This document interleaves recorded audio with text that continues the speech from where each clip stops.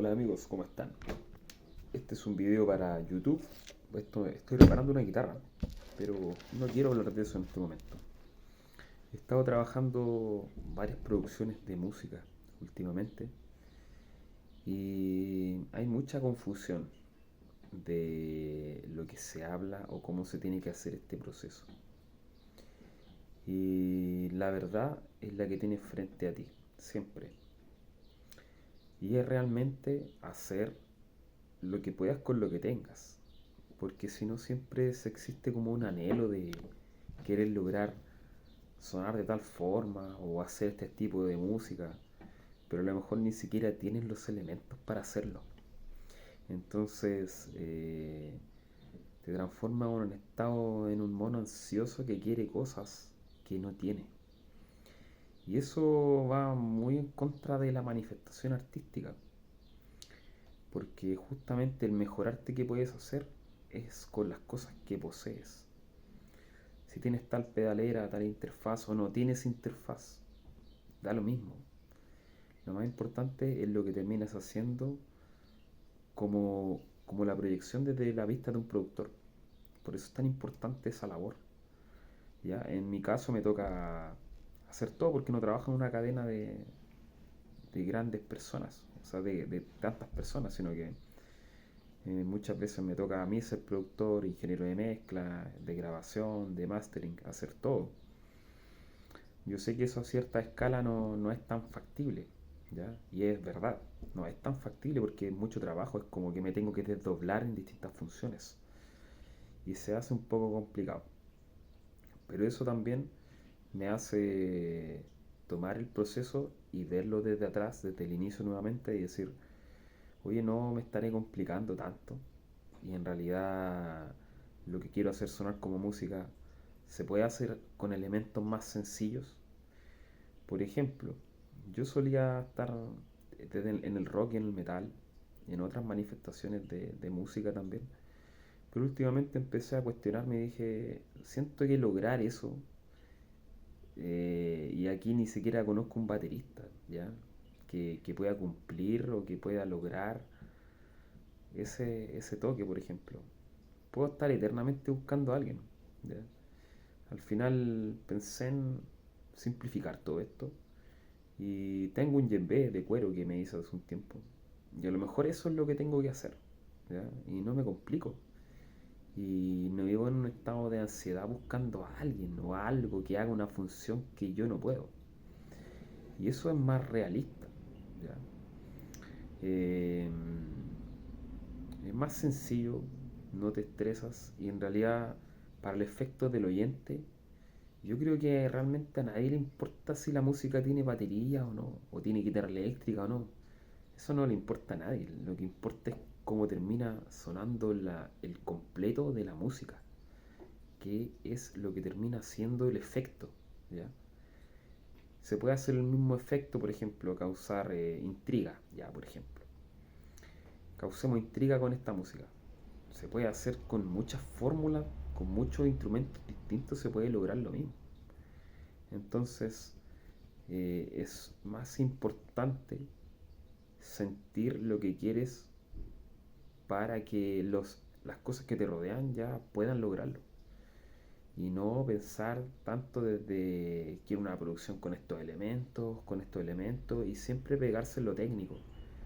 No, lo técnico no soluciona. Lo técnico, a ver cómo lo puedo explicar.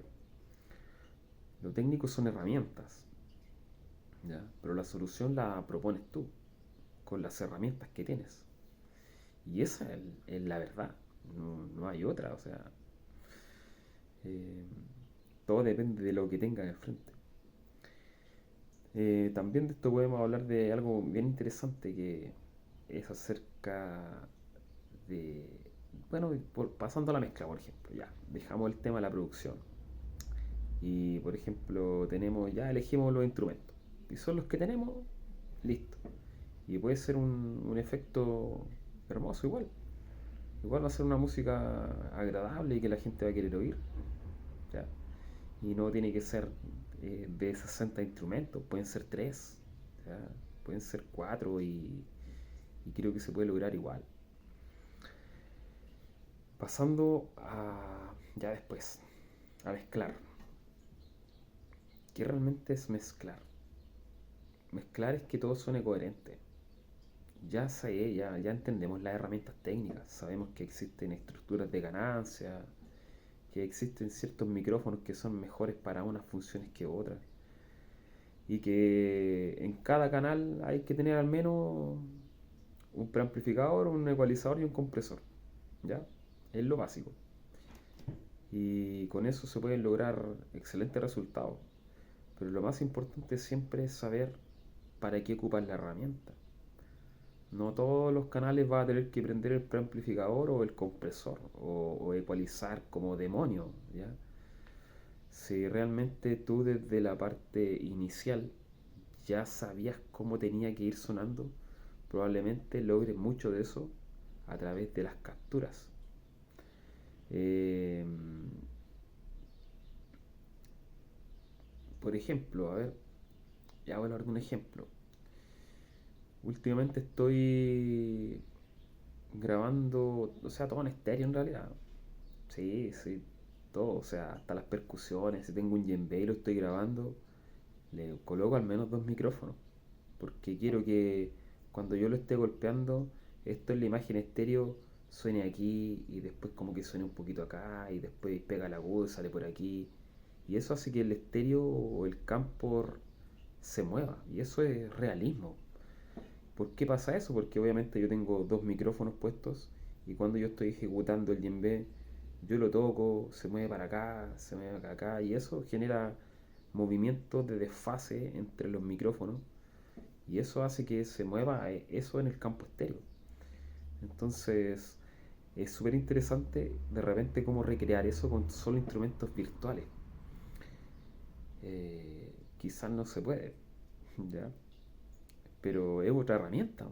O sea, si somos conscientes realmente que eso ese es el fenómeno que está ocurriendo con los micrófonos que se mueven poquito y el instrumento que todo se mueve, y en la imagen estéreo pasa eso.